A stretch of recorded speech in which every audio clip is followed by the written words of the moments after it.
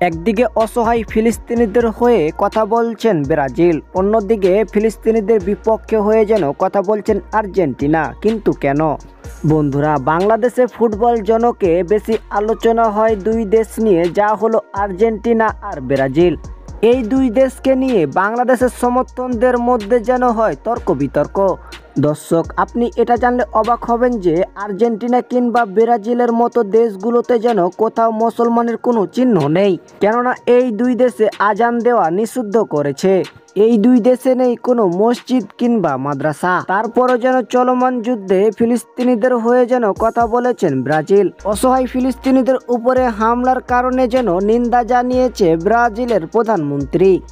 অন্যদিকে ইসরায়েলের পক্ষ নিয়ে যেন কথা বলছেন আর্জেন্টিনার সরকার। বন্ধুরা, এই দুই দেশের মধ্যে আপনি কোন দেশকে সাপোর্ট করেন তার নামটি অবশ্যই লিখে যাবেন আমাদের কমেন্ট বক্সে। আর ভিডিওটি ভালো লাগলে একটা লাইক দিবেন, যারা আমাদের চ্যানেল নতুন অবশ্যই সবাই চ্যানেলটি সাবস্ক্রাইব করে দিবেন।